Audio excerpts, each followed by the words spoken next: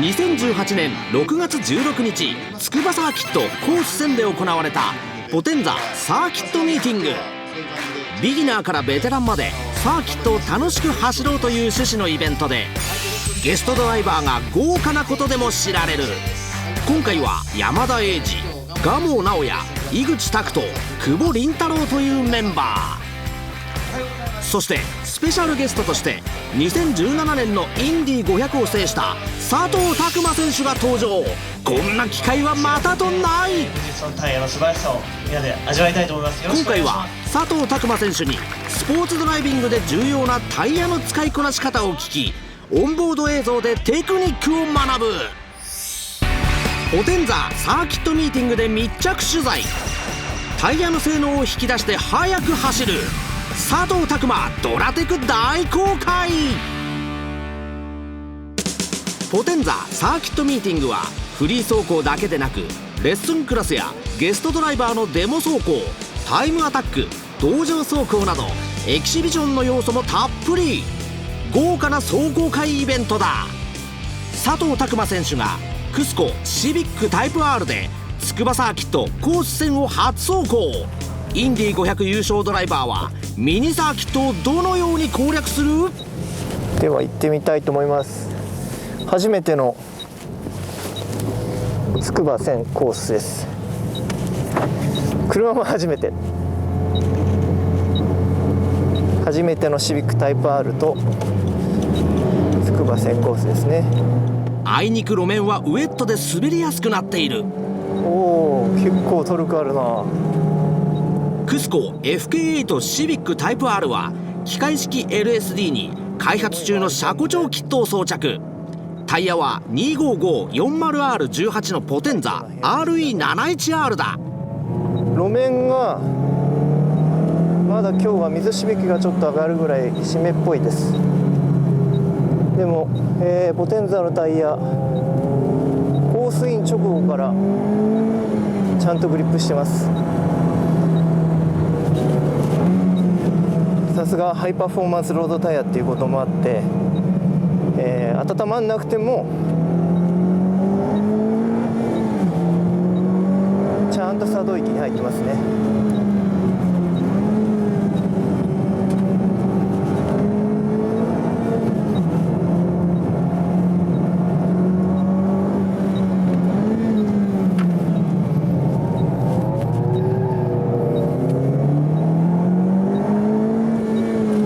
ちっちゃいコースで楽しい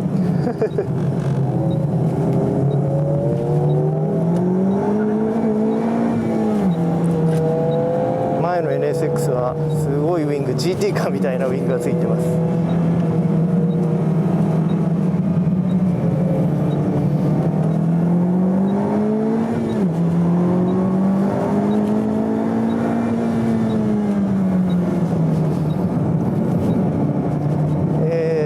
リアもちゃんと粘るし、フロントも入っていく。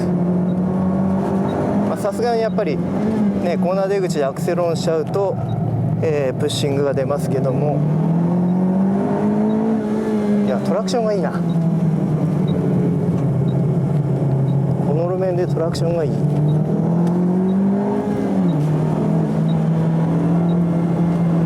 楽しい。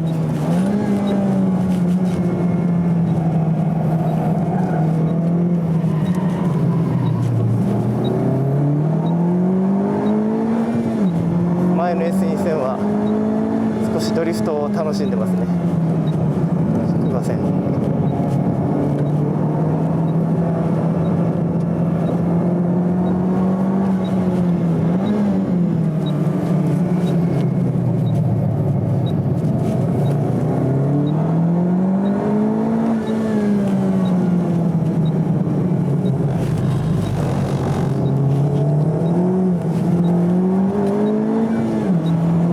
温まってきてすごくいい動きになってきましたね。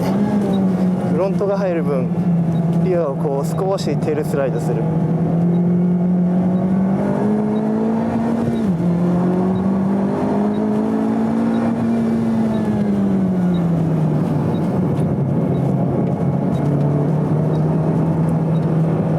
これ FR の車だとまたドリフトしたりとかして楽しそうですね。タイヤのトラクションがすごくいい。やっぱ絶対的なグリップだけじゃなくて、こういつその限界域に達するかっていうのがすごく分かりやすい。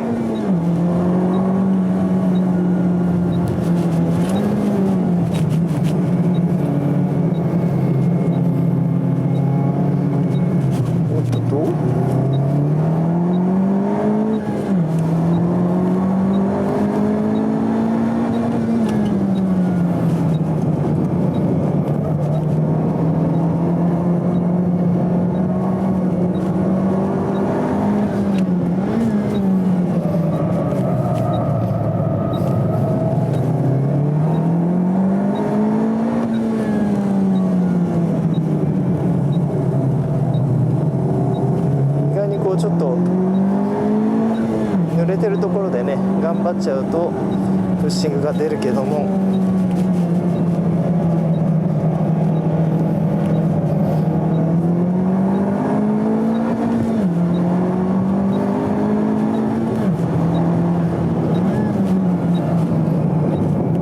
ここなんかの解凍性とバランスはすごくいいですね。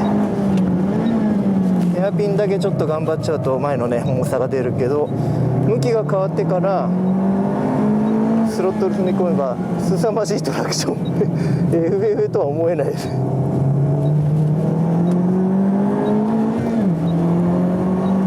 あ、前でスピンしてますね。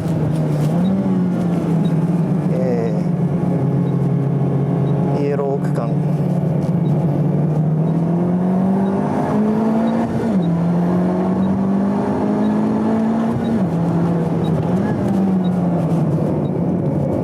乗りやすいね、本当に。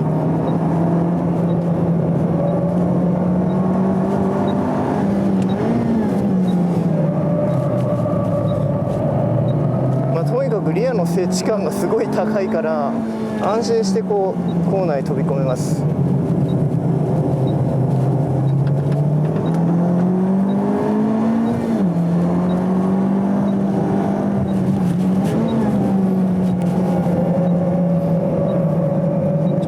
アクセルを我慢しないと、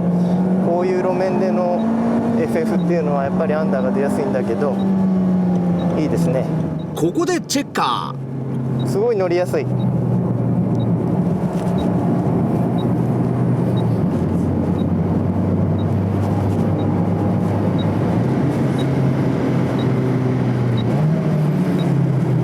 ブレーキもしっかりしてるから全然、垂れるような感じもないし、ペダルフィールなんかもずっとしっかりしたままですね。まあ今日はこれウェット、セミウェットっていうのもあって、フルブレーキングするのは1箇所ヘアピンだけで、ここの最終コーナーはねもうちょっとブレーキをタッチするだけで十分な感じなんですけど、非常に安定してました。すいません、車の砂に上まで回さなくても覚えてもすごいグリップしますね。コース戦初走行だったがタイヤも車も好印象。さあ次は佐藤拓磨選手に上手なタイヤの使い方やドライビングテクニック上達の秘訣を聞くことにする。レブスピードならではのマニアックなスペシャルインタビューだ。そうですね、ロードタイヤといってもポテンザーの場合はやっぱりすごくそのパフォーマンスがね高い、もう本当にそのままサーキット走れるようなタイヤなので、基本的にはその今日は例えばセミウェットみたいなね状態で作動温度域としてはすごく低いんですよ。ただそれでもやっぱり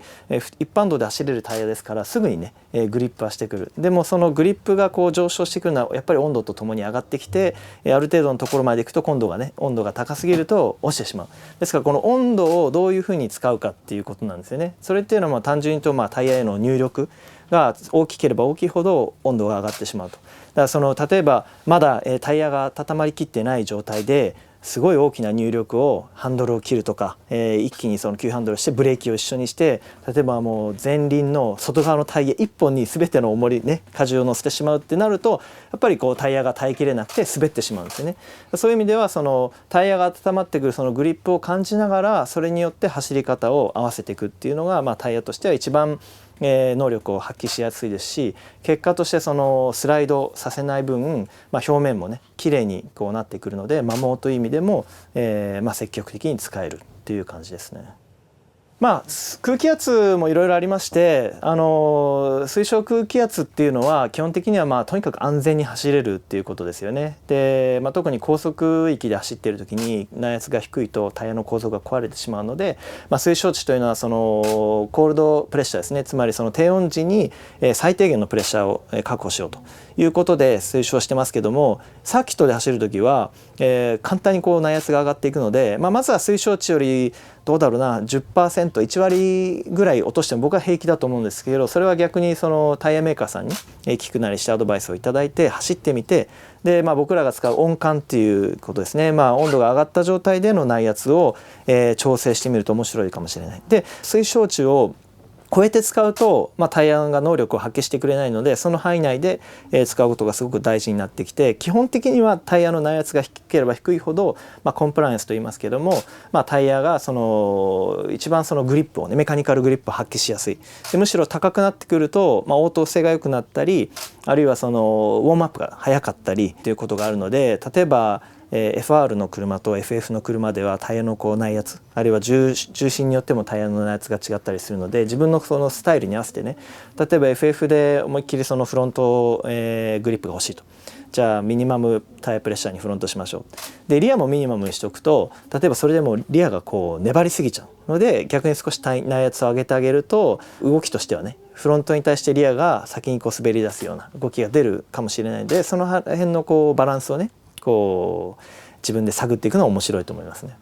僕はそのサーキットドライブと、日常のドライブはもちろん別物なんですけども、非常にこう通じるところはあると思うんですね。っていうのは、そのサーキットドライブっていうのはとにかくその限界域で走らせるということなので、タイヤの要するに摩擦円と言われるフリクションサークルがありますよね。だから縦方向にも横方向にも目いっぱい使った方がもちろんタイムも速くなるし、タイヤの性能いっぱいに使えると。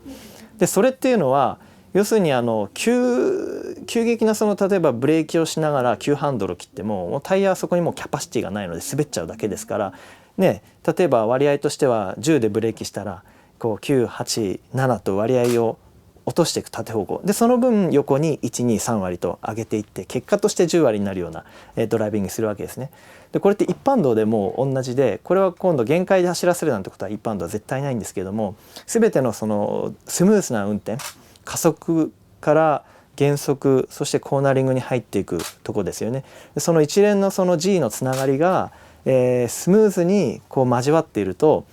やっぱり横に乗ってる人もこう恐怖感がないですし、非常にこう安心して乗れるドライブが楽しむ。それがこう一気にねブレーキしたり、一気にこうハンドルね切られたりすると、やっぱり具合も悪くなっちゃうし、ちょっとこう不安になってしまいますよね。ですからそのできるだけそのスムーズなドライビングをね心がける。そういうスムーズな動きにこう小さな G の動きっていうのを体がこう慣れて、それをこう感知する、あるいはそこを探ろうとしてるっていうそのスタンスが結果的にはその非常にレベルのね、限界域の高いサーキットに行っても最終的なその限界域での G の変化っていうのを、細かい G の変化っていうのは一般道で感じると全く同じなので、そういう意味ではどちらもね速く走ってスムーズになるためには、うまい運転っていうのはとってもこうスムーズな運転なのかなというふうに思いますね。そうですね、こればっかりはねやっぱりそのトライアンドエラーというか、経験を積むことがまずは一番だと思います。もちろんスピードに対するこうセンスだったりこうスキルアップっていうのはね、多少あると思うんですけども、やっぱり知らないっていうのはやっぱり限界まで持っていけないですよね。どこが限界点なのかを探るっていう意味では、例えば自分のマイカーにね、ポテンザをつけて、今日のようにこうミニサーキットで走行してみると、自分の車ってこんな風に動くんだとか、タイヤの限界ってこういうことなんだっていうのをこう学ぶことができるので、そうすると次違う環境に行ったり新しいサーキットって新しい車に乗ってもすぐにその限界を探りやすくなりますね。そういう意味でたくさん経験を積んで引き出しを作っていくっていうのが一番手っ取り早いんですけども、もちろんそのために時間もかかりますしね、いろんなことをしなきゃいけないけども、いろんなことをとにかくはトライをしていく。で限界に挑戦するっていうところから限界点を探るっていうのが一番僕としては吸収しやすいですね。そうですね、四輪のコースですとやっぱりスピード域が高くなってしまうので、やっぱそれだけその限界を超えた時の代償というかリスクもね大きいし、それから費用的にもやっぱり大きくなってしまう。でその分ミニサーキットだとそれこそ場合によってはもう1速2速ギアでね解決するところもあるでしょうし、そうするともし何かね限界を超えても速度差がやっぱり速度がね低い分すぐに収束できるというか、その自分の限界を超えてもねすぐに戻せますよね。そういう良さがあるのと、あと多分本当に気軽に来て、スポーツ走行とかすると、いろんなことを学べるかなというふうに思いますね。拓磨選手へのインタビューからイベントに戻ろう。ポテンザサーキットミーティングでは走るだけでなくドラテクやタイヤについての講習も充実している。ラッキーな抽選当選者が拓磨選手の助手席に乗って道場走行。やろうと思ったんですけど結局できなくて。こういうサッカー楽しいよ。そうですよね。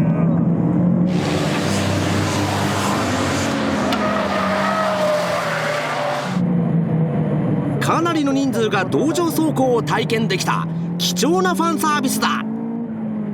そしてゲストドライバー対抗タイムアタック合戦が行われた。それぞれが別のデモカーに乗り本気の走りを見せてくれるのだ。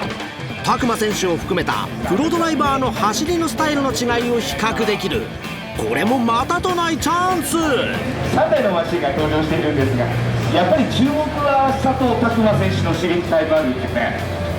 そうですね。やっぱまずは山田英二選手がクスコ86、佐藤拓磨選手がクスコシビックタイプ R、 久保凛太郎選手がブリッドロードスターに乗りコースイン。そしてオープンカー ND ロードスター久保凛太郎選手。さあここでいい走りを見せ、おっといきなりホイールスピンをさせながらのスタート。やっぱりさっきのステージで久保凛太郎テンション上がりまくりですね。大丈夫か、不思議と入ってこいと。各選手の車載カメラを見ていこう。まずは山田選手から。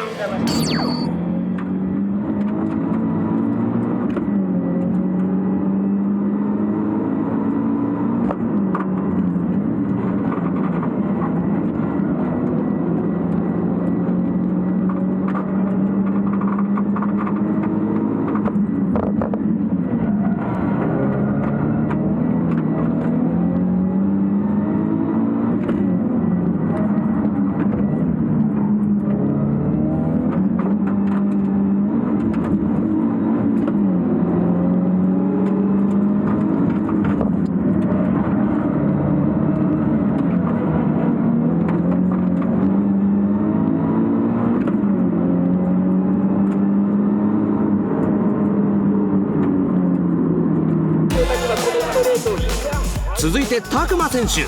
コースインから2周のタイムアタックを車載映像で丸ごとお届け。先ほどの精力的に周回を重ねた道場走行でフロントタイヤが摩耗し、前後タイヤを入れ替えてのアタックとなった。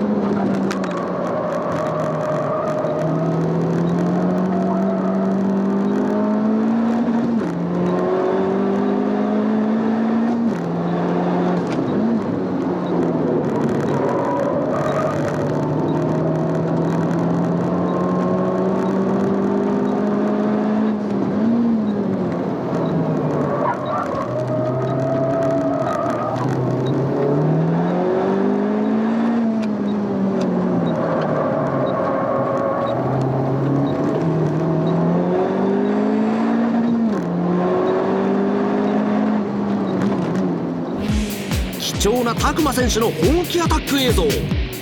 ベストラップは計測1周目に記録された40秒449だった。続いてはドリフトしまくっているように見える凛太郎選手のベストラップ。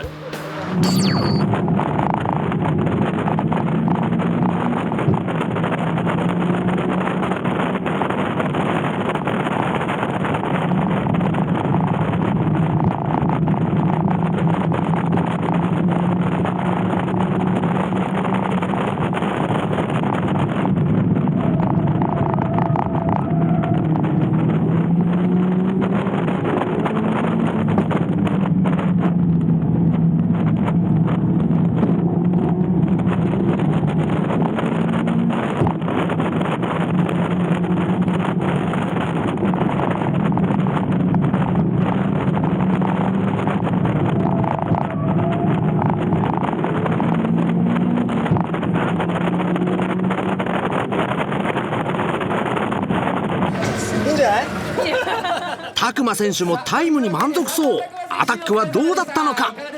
早いですね。 FF とは思えないぐらい、もちろんアンダーステア出すともやっぱ出ちゃうんだけど、素晴らしいコーナリング性能と、それを支えるタイヤがいいのかな、トラクションもいいし、あと安心感がすごいですね。だから高速コーナー、ここ最終コーナーに突っ込む時もリアがすごく安定してるので、こう余裕を持ってね飛び込める。いやでもすごいよね、初めてここ走って俺より速いなんてドリフトしてんじゃねえよお前、本当にち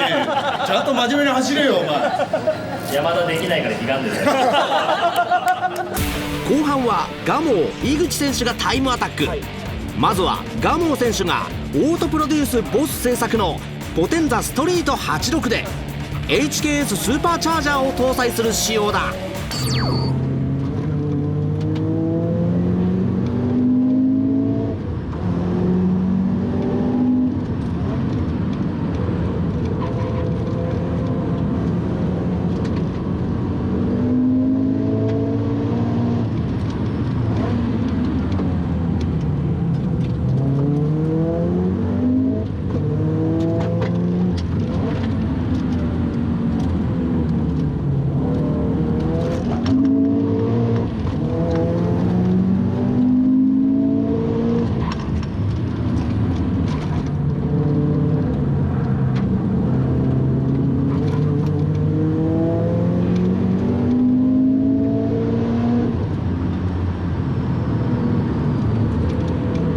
続いて井口選手が同じくオートプロデュースボス製作のポテンザサーキットアタック BRZ でアタック。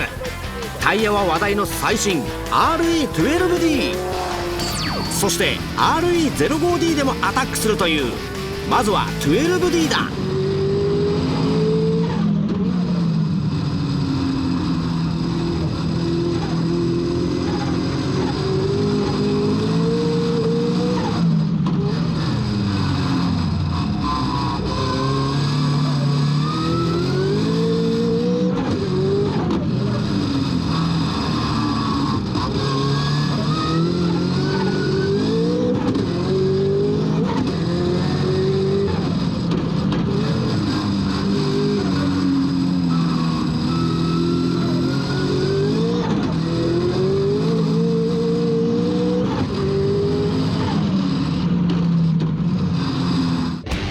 今度は RE05D に履き替えて再アタック。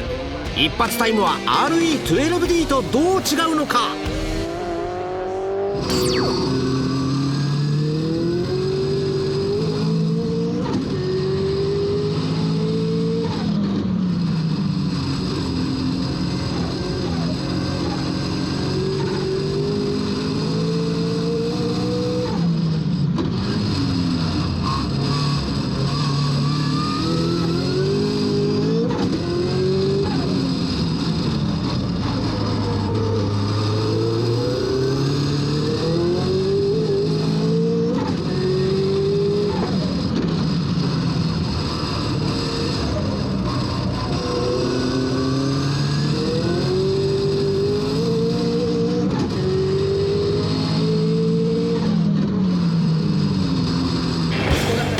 大パワー車での緊張の一発アタック。さすがの井口選手もタイムが出て一安心。拓磨選手を交えてのゲストドライバーによるトークショーも。まさか拓磨選手がいじられる？拓磨選手の人となりもわかる爆笑トークショーの模様をほぼノーカットでどうぞ。やっぱり海外とかだとこんなにお客さんとの距離が近いってないですよね。まあそうですね、特にその参加型のイベントに一緒に走っちゃうっていうのはあんまりないですね。はいはいはいはい、だからそういう意味ではもう車も違う中でもうずっと僕笑ってました、ニコニコして。もうずっと笑顔でね、いらっしゃるんですよ。譲ってくれた方はその後すぐ後ろついてくるんですよね。で一緒に走りたいっていう、そういうのはすごく楽しかったですね。さあそしてここで講習を終えられた久保凛太郎選手が登場です。久保選手もよろしくお願いします。遅いなお前。拓磨さん来てんのに。なんだろお前。山田が押すからだ。あ、すみません。すみません。山田選手、もうね佐藤選手が PCM 楽しいって言ってますよ。楽しいですね。もう山田選手が一生懸命作ってきたイベントですから、そうですよね、それも楽しいと。そうですよね。でもね、やっぱり大事なことはこの PCM でなんか新人はね、まず挨拶がないとダメなんですよね、これね。りんたろー来てたよな。なんかこうなんか新人が来たらしいけどなんか挨拶がねえなと思う。なんかお前そんな失礼なことをお前よく言えたな。初っ端から言ってましたね。いや言ってたよね。ねえお前知ってる、誰か知ってんのかお前。佐藤です。佐藤じゃない。皆さん知ってます？この人もすごいんですよ。インディで牛乳飲んだ人ですよこれ。牛乳飲みましたよね。飲みました。牛乳飲んだ。はい。だから牛乳飲んだ人だよこれ本当に。大体普通はシャンパンとか発泡酒ですよね。はい。牛乳です。美味しかったんですか？美味しかったです。美味しかった。低脂肪乳。低脂肪乳。あれ低脂肪乳なの？自分で選べるんですよ。あれ選べるん1ですか？週間前にどの牛乳にするか。だからもう低脂 2% とか完全な脱脂乳とかも選べて、で牛乳アレルギーがある人はなんか豆乳白ければいい。ちなみに拓磨様は何を選んだんですか？僕は 2% の 2%。俺はみんな 2% なの。低脂肪乳で温度もナチュラルテンプチャーとかコールドとかチルドっていっても凍る寸前ぐらいキンキンに冷えたやつとかいろいろ選べるんですよ。それ発表される全員のがレース終わった後にすぐおっと飲めるもんなんですか？飲めますね。すげえ。飲んだね。やっぱりで途中でも違うアスリートは違うんだよ。アスリートはなんか自転車をやってたからほらやっぱり違う、俺らとは違う。でも伸びきれなかったらもう全身にかけました。臭くないですか？それがね臭くないんですよ。あれはねすごい。僕はね怪しい牛乳って呼んだんですけど、だけど本当の牛乳の香りもするし、当然ほらアレルギー対策のためにね豆乳があるってことはちゃんとした牛乳なんですけど、ものすごいなんかこうフィルターを通してその臭みになる成分を取り除いてるんですかね。あれすごい。さあじゃあどうぞ杉おかけいただきたいと思います。そうですか。あれ臭くないんですか？そうなん、大丈夫ですか？こんな牛乳の話引っ張って。いやいやもう全然大丈夫ですよ。俺がなんか余計なことを言ってしまって。いやだから日本に帰ってきた再現イベントっていうのがあって、そこで日本の牛乳をかぶったらめっちゃ臭かった怒られましたよ。それこそブリヂストンさんにお借りしたデモカーだったんですけど、ちゃんときれいにしましたけど、それで思いっきりかぶっちゃいましたね。デモカー牛乳まみれ。はい。でも幸せなデモカーですよ。はい。幸せなデモカー。いやいやでもね、これ皆さん言っちゃった話なんですけど、いやいやまあ世界のね拓磨君じゃないですか。だから俺らが受け入れてくれるのかなっていうのがすごい心配で、今部屋に行ったらもう普通にね。ちゃんとやっぱりこう対応してくれて、俺だったらこんなん来たらさ絶対嫌じゃないやっぱりこう。嫌です。嫌だったら言えないですよ。言えないけど思ってるかもしれない。この野郎。いやだけどね山田さん、あなたはチューニングカータイムアタック世界一ですよ。チャンピオンですよ。チャンピオンです。チャンピオンですよ。多分ね全然知らないと思いますよ。ありがとうございます。拓磨さん、アメリカとかヨーロッパとかで、今ブリヂストンタイヤってどういう存在なんですか？アメリカの北米の場合はファイアストーンでやってますね。ここに僕が入ってますけども、だからインディカーはもちろんファイアストーンタイヤ使ってますし、ただブリヂストンブランドもありまして、ロードタイヤの方はブリヂストンで結構してますね。はい。でもすごくやっぱりインディ500で使う、インディ500で勝つっていう意味でのブランディングがすごく強いので、高級タイヤですね。高級タイヤ。高級タイヤ。じゃあ日本と同じような存在なんですね。もちろんです。はい。はい、だからファイアストーン、ブリヂストンはもちろんどういうそのカテゴリー分けしてるかわからないですけども、やっぱりその製品のクオリティっていうんですかね、そこら辺のコントロールはものすごく力入れてますね。で北米だと特にものすごい暑いタイヤが溶けちゃうぐらい、駐車してるだけで溶けちゃうぐらい暑いところから、ずっともう氷点下のところまであるわけですよね。だからそういう意味でもものすごくそのシビアな環境の中で使えるタイヤってことで、やっぱりこのユーザーからの声もすごく高いですね。なんか山田さんが今腕組みしてますね。なんかしみじみしてませんか？いやいやもうね素晴らしいなと思ってこうなんか、でも山さんロングビーチで走ってるんですよね。そうですね、ロングビーチとかあとトロントとか、あとニュージャージーとか、そういうところ行って、で俺ナッシュビルの PS さんにお世話になったんですよ。ドリフトをやってる時にタイヤをこうサポートしてもらって、でそれでもう全米をずっとこう回ってたっていう。アメリカ面白いのはやっぱり市街地ねコースをものすごく積極的に使うので、ですから僕もロングビーチグランプリそれこそ F1 をやっていた、インディも今やってますけども、で同じ週末に山さんのようなチューニングカーとか、ドリフトコンテストとか、ガンガンやるんですよ。そうロングビーチもちょうどインディカーがやる1週間前にイベントがあって、でその次の週にドリフトやるんですけど、で俺がそのバイパーで走ってたんですけど、ブラックマーク絶対つけんなよってこうなんかすんごい怒られました。本当ですか？真っ黒ですよいつも。山田つけちゃったんだ。つけすぎ。すいません。やっぱりそういうイベントっていろんな種類のが固まって開催されるんですか？そうですね、そのメインイベントとサポートイベントっていうのはあるかもしれないけども、そのお客さんに楽しんでもらうっていう意味では、もう朝から晩まで、それこそインディカーの週末も夜、ドリフトイベント夕方からずっと最終コーナー近辺でずっとやってるので、ものすごい盛り上がってますね。でその隣でコンサートをやっちゃうとかね、お客さんも楽しんでますし、そのモータースポーツ参加型イベントとしても一緒にやっちゃったりもしてるので、面白いですね。井口選手や蒲生選手は、ミルなんかも行かれますけど、あっちもそういう感じなんですか？そうですね、もうレースウィークで、もう常にキャンピングカーとかテント張って、バーベキューしながら1週間みんなお酒飲みながらどっちかというとそっちメインでレースを